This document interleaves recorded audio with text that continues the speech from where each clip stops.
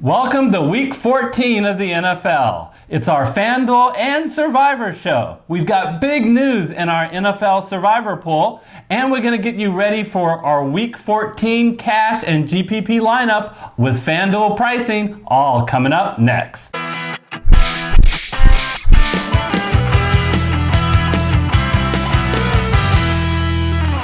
Hello everyone, I'm Eric Lee. And I'm Michael Wiley, filling in for Gary Kurtzman. Thank you so much, Michael, for joining us again this week. And boy, we're going to get to our FanDuel lineup for Week 14 a little bit later, and we'll probably put a timestamp in the description if you want to jump to it. But Michael, I think the headline this week is our viewer survivor pool. Yeah, we're done. Well, that was so much for the suspense.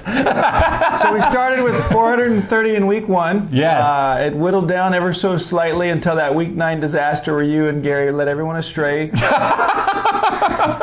Shut the hell up.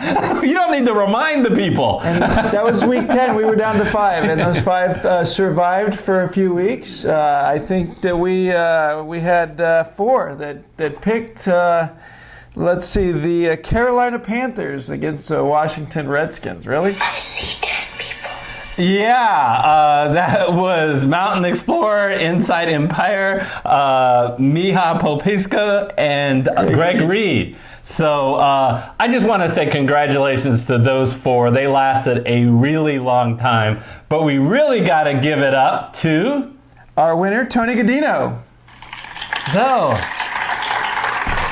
So Tony takes home a $250 prize as the sole survivor. Tony, reach out to us over email. We will definitely go through an authentication process to make sure you are who you say you are, so nobody is trying to steal your $250. Yeah, no, great picks throughout. Smart enough not to follow, I think, your guys' pick again this week. Shut the hell up. I'm just going to put that on repeat. We need to renegotiate Michael's contract. No, in all seriousness, we don't really talk about it as much as we should as far as a survivor pool strategy. But to be contrarian, and not to be contrarian with just wild, crazy picks, but if you're in a large pool, we had 430 people, but many people are in pools of thousands and thousands of people. Sure. And if you see ownership going one particular way, and there's another pick that you like, a good example this week would have been the Chiefs. Right? We like the Chiefs in addition to Carolina. Now, admittedly, we like Carolina more. Sure. But if everyone in your league is going with Carolina, that's a good time to pivot. He pivoted with, it's just the ultimate insult to my survivor. He pivoted. Michael, who did he pivot and play? Saints at Atlanta. I guess the Saints are much more comfortable on the road. Yeah, so much for... There's no place like home. For the last time this year, we're going to give you our what we think as far as Survivor goes. It doesn't matter what you think. May not. We've already missed several picks this year. But one last time, Michael and I went through the games, and rather than try to guess like who do you have left, we just put in order, considering not only their current value, but their future value of the top 5 games. And we'll put it up on the screen. On the left side are my picks, and on the right side is Michael's picks. We agree, Michael, with Green Bay and Minnesota. Let's talk a little bit about that Green Bay game. They're hosting Washington. Redskins. So here we go again. We've got a Washington team that is a big road dog going against what should be a superior team that has playoff aspirations, and against a team, Green Bay, that does not have a good rush defense. So what did Washington do against Carolina? They just ran the ball left and right. Do you see a possibility for them pulling that off against Green Bay? I don't. I feel like the Redskins, they did kind of sneak up on Carolina. Carolina underestimated them is what I saw. And then you couple that with the fact that Carolina's offense led by Kyle Allen just doesn't have the ability to do what I think we'll be able to see with the Packers. And the Packers defense is a much more superior defense, in my opinion, than Carolina. So I see this being a relatively straightforward win. weather permitting. Yeah, it doesn't look. We had snow last week. I looked at the forecast. It does not look like it's going to snow Sunday, but it'll be cold. Bottom line is Aaron Rodgers is a ton better than Kyle Allen. Yeah, and they do have Devontae Adams back. That made a huge difference for them. They looked themselves finally after a really bad performance against the Niners a couple weeks ago. So. In one game now ahead of the Vikings. They need to win this game. There's no way they will be taking a Washington lightly here. Feel comfortable with that pick. There's no major injuries to worry about, which is why I have Green Bay ahead of Minnesota. Minnesota is at home, almost the same amount of favorite, 2-touchdown favorite over the looks like Matthew Stafford, less Lions once again. But my concerns, Michael, is on the injuries on the Viking side. Yeah, so we don't know what's going to happen with Cook. It sounds like he's going to be good to go, but probably have limited snaps. That changes things, but Madison looked pretty good as a fill-in for him. And they've been going without Thielen for a while now. That doesn't seem to have bothered Cousins. I think he actually has looked better since Thielen has gone down. And they're a very strong defense. And so, that Blow kid looked okay against the Chicago with Bears. Driscoll injury, so they're down to a third-string QB. But, if you watch the footage a little bit closer, I think there was some weaknesses there that I'm sure Minnesota will be able to exploit on the defensive side. So I don't think this game is in question either. I just like the other game a little bit more because it's a non-interdivision game, and this is an interdivision game. The next three picks, in case, for example, you already have picked Green Bay and Minnesota, I have in order Philadelphia, Cleveland, and Houston. You have Houston, Philadelphia, and Cleveland. So a little mixture. I thought I was going to be real contrarian, dropping Cleveland down because Cincinnati is simply a better team with Andy Dalton, a much better team than under Ryan Finley that they can move the ball. But gosh, the Giants and their injuries and Saquon Barkley, I just do not have any confidence in them to beat Philadelphia, who must win this game to stay in contention to win the division. Yeah, so I like Philly to win the game. I just am a little bit disappointed in their showing this last week. How do you lose to the Dolphins when you need a win and you have a chance to win your division like that? They looked really bad on defense, and so I kind of feel like they need to be knocked down a little bit. New York Giants is an interdivision, opponent, so that's the reason I didn't put them as high. And Cleveland, my concern there is they lost that game to the Steelers. It was a bad loss. And they may be out. And, even though they still have a slim chance of making the playoffs, I think it might affect their psyche. And there is a question as to how Baker Mayfield is, whether or not he got a little injured on that throw that hit the helmet of the Steelers player. And who knows? They say he's going to play, but you make a good point about how healthy he really is. One thing we agreed on, not in our top 5, is the New York Jets. We joked for many weeks, well, we were serious at the time, just go anti-Miami Dolphins. And here are the Jets, more than a touchdown favorite over the Dolphins. I just can't trust this Jet team. They just looked awful. Look, I understand that Andy Dalton makes the offense a lot better for the Bengals, but what's the excuse for why the Jets couldn't put points on that horrible Bengal defense? Yeah, so I don't know. I mean, they shocked us with how well they beat up on the Raiders, although it might have been a bit more of a Raiders loss than a Jets win. Right now, if you look at the last 4 or 5 weeks, other than the aberration at the Raiders, the Dolphins have been the better team. Yeah. So interesting enough. So those are our survivor picks.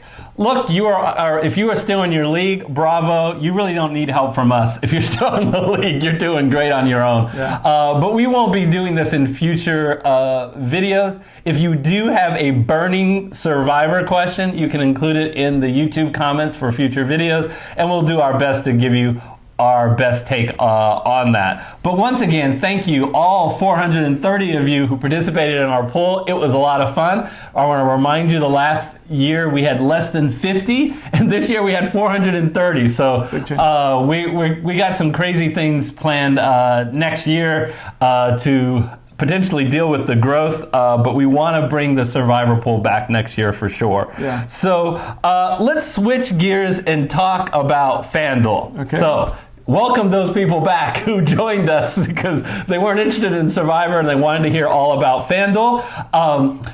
Well, let's debrief about last week, Michael. So you have the advantage of not hosting last week, so you can just criticize. It was not a bad lineup. It scored 125 points. But it was just short of cashing. Yeah, I think you guys got 53 out of 100, so wah-wah, sorry about that. It's kind of hard to blame you for the C-Mac pick, but yeah, let's talk about a few of the others. You're way off. I say you're way off this time, son. Way off with Greg Olsen, Christian McCaffrey, and Le'Veon Bell. All big misses. I'll start with Greg Olsen because that's the one that we have the best excuse on.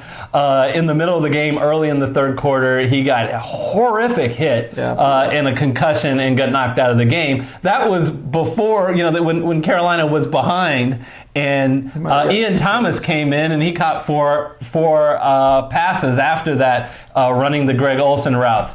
I do kick myself because on FanDuel, Jack Doyle was right around that price, and I was very close to pivoting to him. And with no Eric Ebron, with no T.Y. Hilton, I mean, he was running routes all game long and probably would have been a better pick and was definitely a better pick given that Greg Olsen got hurt. I can't explain Le'Veon Bell. I can just say... You have failed me for the last time. Can you explain it? I mean, he's in a situation where he's the bell cow back. No one else gets many carries. He gets involved in the passing game, and he plays an absolutely horrific Cincinnati Bengal defense, and he scores 8 points. Yeah, this was the game for him to get in the end zone a couple of times, and he didn't at all. I think with his potential situation of moving teams yet again, he may actually go down in terms of touches for the rest of the year. So I'd say he's a dangerous pick going forward as well. Although this would have been the week, I didn't disagree with the pick. Just disappointed in the outcome. And congratulations to Grover Zero, who scored, I think, somewhere in the 150s, and he takes home the $40 prize. Grover, email us, and we will authenticate you and make sure you are who you say you are, and you will get a $40 check. Hey, if you're just joining us, you see in our thumbnail, what's this, $160? How can I get in on that? We did a contest throughout week 1 through 10 for people to get in, but guess what? It is not too late. We have one open spot based on someone dropping out in not joining us on FanDuel. How do you get that? It's easy. What you can do is write your FanDuel username in the YouTube comments of this video. In addition to that, we want to hear from you with a question or a suggestion for next year on our YouTube channel. The best question or the best suggestion we will select and enter you into the contest. You're gonna put in the contest. You already qualified. A great question. But you can ask us about our background, meaning our background with Michael, our background with Gary. What are our goals? What are our challenges? What has been most positive about having a YouTube channel? What has been the most negative? What has been unexpected? You might have questions about the soundboard that you want to hear from. Shut the hell up. Or not hear about it. Any question that you like, and we also love suggestions. Some of our best ideas, for example, to do an FFC league, that was a viewer suggestion. So you know what? We do have restrictions of our time and our money, but go for it. Ask whatever you think you would think would improve the channel, but also if there's anything that you really like that what we're doing, we want to make sure we continue to do it, so let us know that. So that's in the YouTube comment of this video. And with that, let's turn our attention to week 14. All right, as always, Michael, we're going to start at running back, and running back is interesting. Look, I'm going to remove any doubt. I'm not picking Christian McCaffrey this week. He's just too expensive. And we have other great options. I want to start with my favorite option. This guy is absurdly low. Scroll down at only 7,500. What is going on with the FanDuel computers? To me, Leonard Fournette is an absolute obvious start on FanDuel. Why? He's at home. He's a favorite. He's going to get up against a defense that isn't great against running backs. Click on Leonard Fournette. And of course, we always say what we want in running backs is touches. That's right. And let's look at the game log. Look at the touches he has had. Average touches, and I'm not cherry picking, per game for the entire season, 24. Wow. And that's due to this fact that his amazing involvement in the passing game, Michael. Yeah, look at that. So Recently. Over 10 targets the last couple of games. I mean, it's really impressive. yeah, so and you attack, if you go to the summary, you can see that you attack the Chargers on the ground. Much better against the pass than the rush. This at 7,500, we are looking. Let me get in my math skills at $3,500 discount over Christian McCaffrey. So let's scroll down so we see how much our total is. There we go, and we'll select Leonard Fournette at 7,500. The pick. question is, who do we pair him with, Michael? Yeah, well, we got some extra money because we saved that extra $, right? So I think FanDuel really screwed up again to our favor. Here's the deal. At 8,700, Dalvin Cook. What do we love about Dalvin Cook? We love that he's at home. We love he's a huge favorite over Minnesota. 2 touchdown favorites. His team has an implied total of 28. If we click on Dalvin Cook, again, we love the fact that he gets a lot of touches. And the defense, look at the defense, is third worst against the running backs, bad against the pass and against the run because Dalvin Cook gets involved in the passing game. Remember, this $8,700 price was set before Monday's game. This should have been an easy, obvious smash pick, except He's got shoulder pain, right? he's questionable and we don't know what his role is. So I am for now going to select Dalvin Cook. What I hope is he's 100% and they say he's definitely going to get all his normal carries. Or he's out. If he is out, no problem whatsoever. Alexander Madison is only $5,100. You get a $3,600 savings on him off Dalvin Cook. Will he be Dalvin Cook? No. But he will play his role, and he will be an absolute mandatory play. Exactly. No, I think that's a great fallback. A little bit nervous about the injury situation, but you look kind of some of the other options.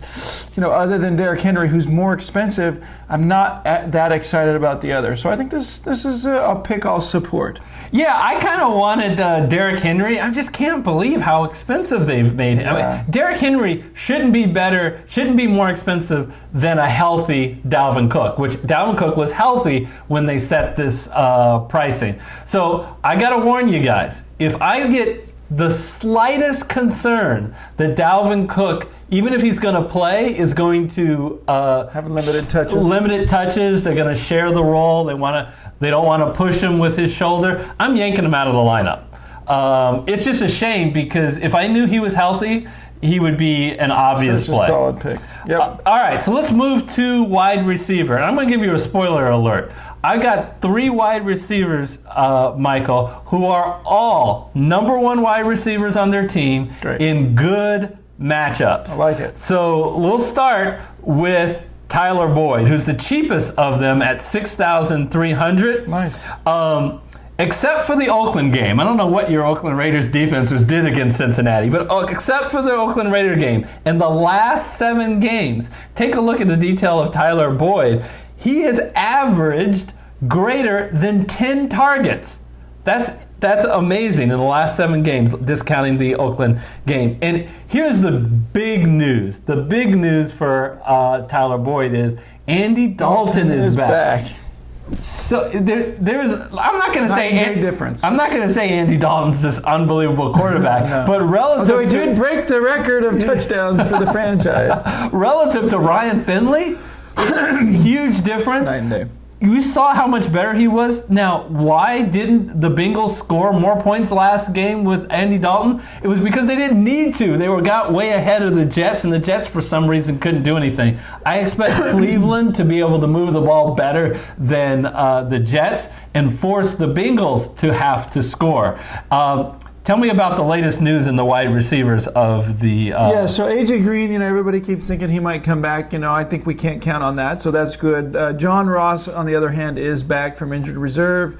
Not sure how many touches he'll get. He's obviously a speed guy, but I think this is a good pick, especially for the price. Yeah, I don't think he's going to affect Tyler Boyd's production. Might be a little concerned about Auden Tate, but let's get Tyler Boyd. He's going to get the same number of snap percentages whether John Ross is playing or not. I agree. All right, so you know what?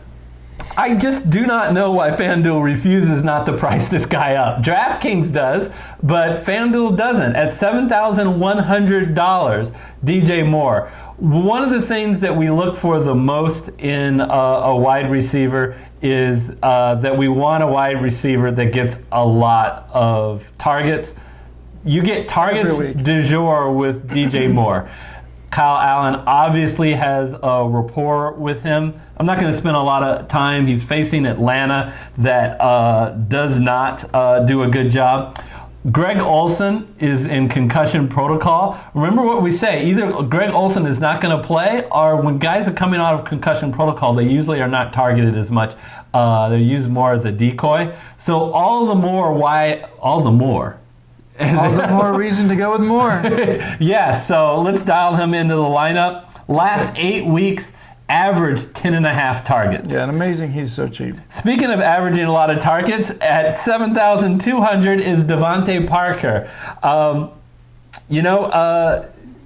10 plus targets in those last 4 games. The only concern I have of this pick, and to be honest, if I do have a shuffling of the lineup, it'll possibly be pulling out Parker and pulling out my quarterback. But of the wide receivers, and here's what my concern is. Will the Jets be able to score on the Miami Dolphins like all the other opponents have been able to score on the Miami Dolphins and force Fitzpatrick into a game script where he's throwing the ball a lot? I don't think it really matters. I think that the Dolphins, they need to throw the ball to move the ball to score. So even if it's a close game, they're still going to be throwing the ball, and Parker's his guy. So, he's been great. My only comment is there are a couple other folks to consider, but no one's a number one like Devontae at this price range. And so the thing I want to point out to everybody is, how do you attack the New York Jets? First of all, the Miami Dolphins have a horrible running game anyway. That's right. But look, the number one against the rush, the New York Jets do. You attack them by throwing the ball. So I think you make a good point. Not only, even if it isn't a big game script, I think the Dolphins, to move the ball, are going to have to throw the ball. So let's put in Devontae Parker. I'll say one thing about Jarvis Landry. I think he has proved to be the guy at Cleveland. There's a better rapport between him and Baker Mayfield than there is with OBJ. So I think that's a good option if you prefer Landry over Parker, but I agree with the pick to go with. So you prefer Parker? I would. Okay, it's a tough call. It really is a tough call. I wouldn't blame you at all if you want to swap out Parker for Jarvis Landry. The tight end spot, Michael. This was an interesting one. I decided to try to save some money at $4,800.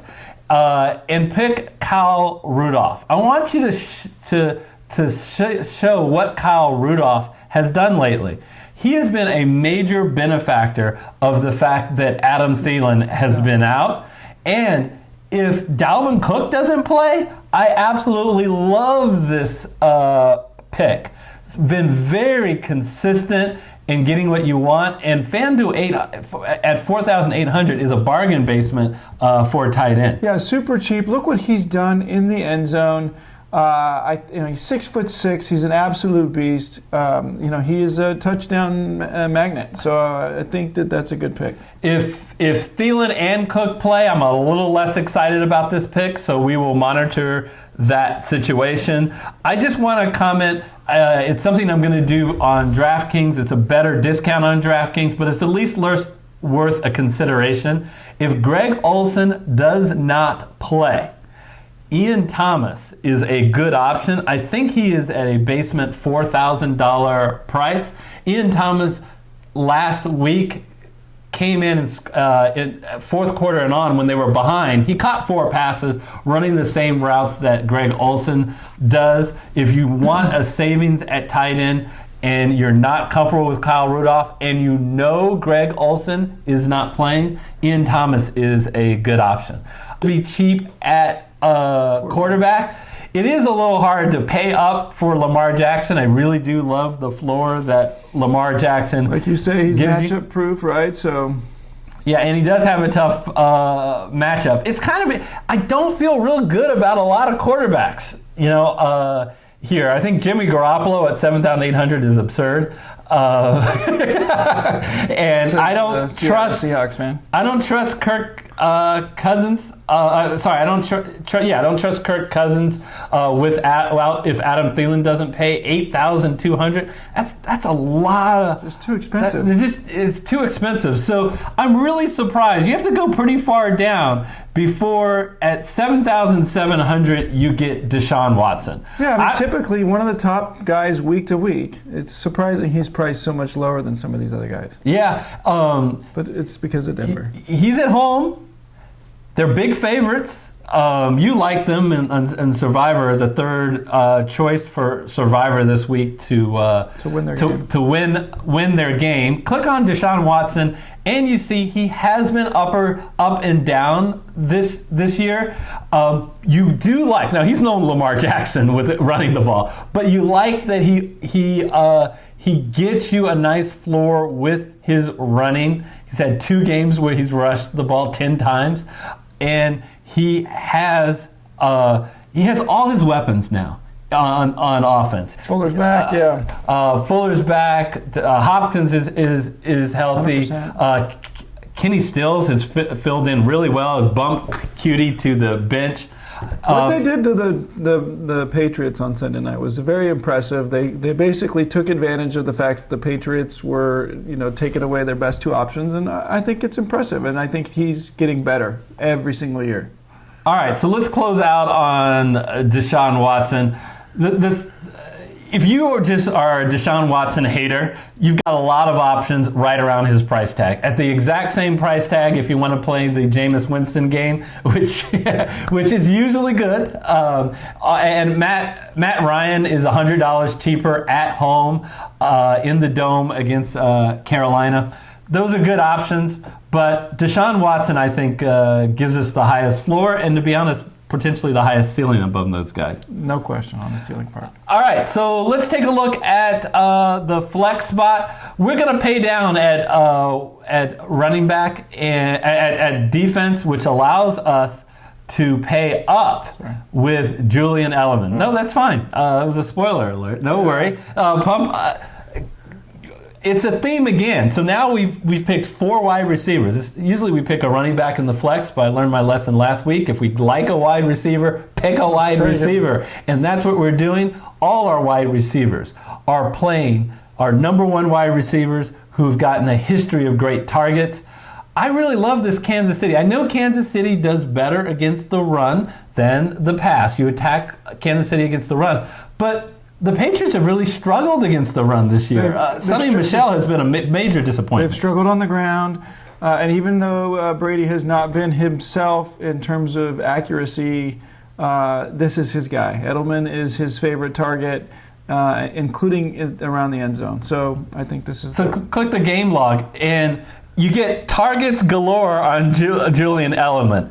double-digit targets in the last 7 games. Yeah. Absolutely incredible how much he's a part. And I think I've heard a story that that Brady's getting frustrated.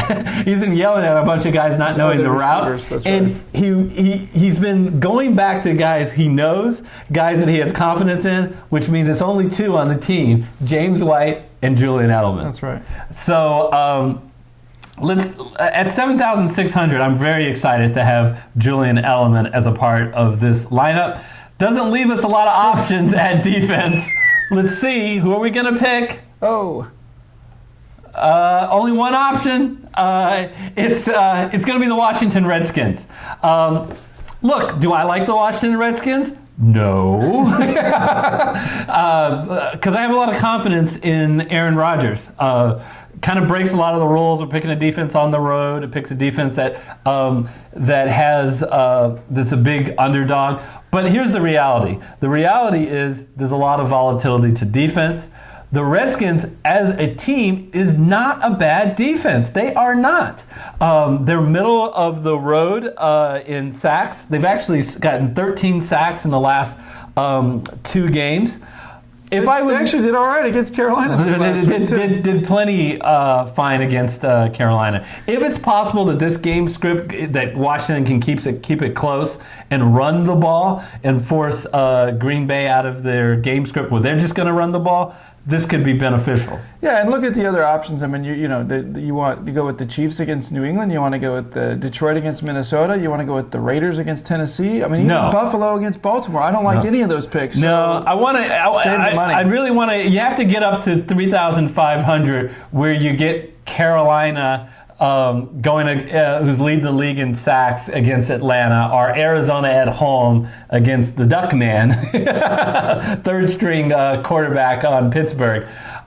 Those 2 I would like. If I can get up to those, I would like those. But we don't have the money. We don't have the money, and I'm not prioritizing defense. I've learned my lesson last week when I paid up against Carolina. I'm just not for cash games. So.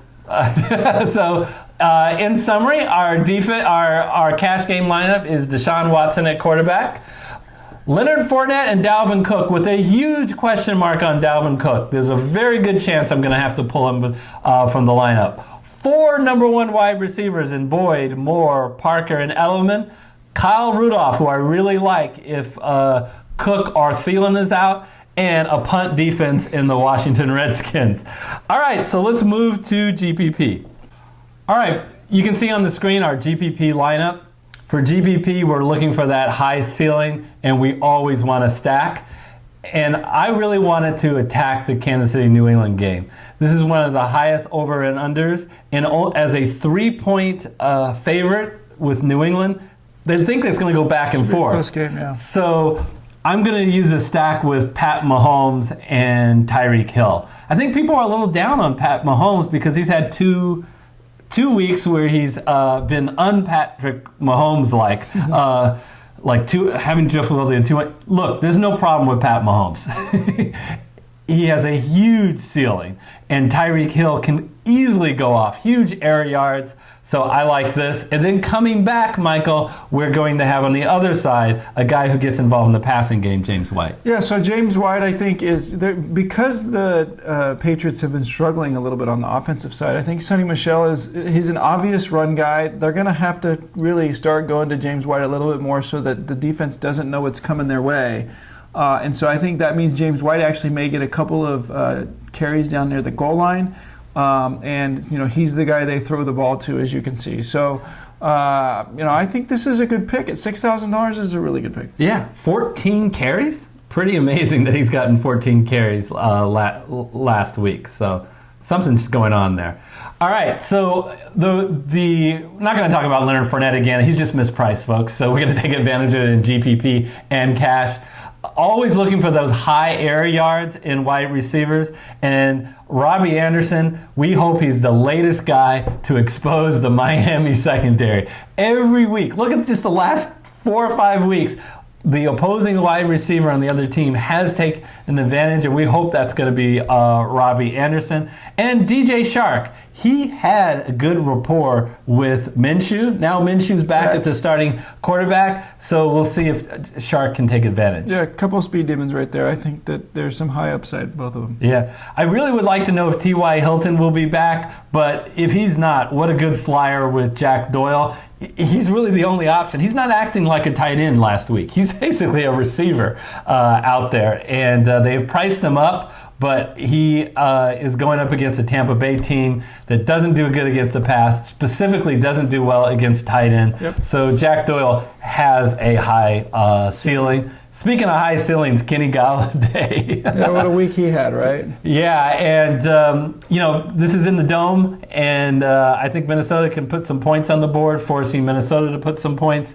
And another guy with huge air yards. We know that Blau can throw the ball deep. He likes Galladay. Minnesota's a good defense, so there's some risk here, but they have given up stuff against the pass because of the fact they've been ahead. So. And finally, the Carolina Panthers defense.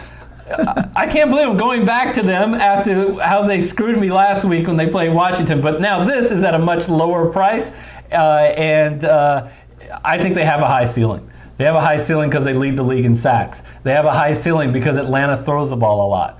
Put those two together, and it could be that have chances. Yeah. So at $3,500, it's relatively cheap for defense. So we're going to go with it. So our GPP lineup is Pat Mahomes, Fournette and White as the running backs.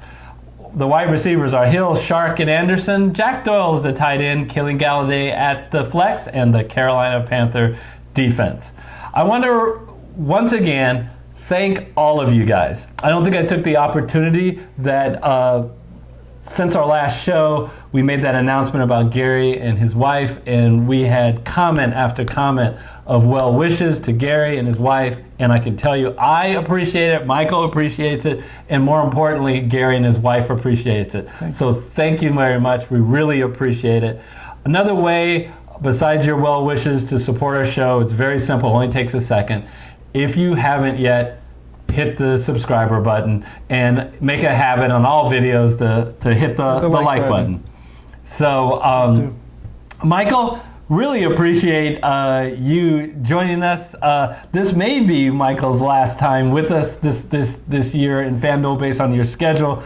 Really appreciate you making a long trip to fill in, and I know our viewers appreciate it because two are much better than one. Thank you, Eric.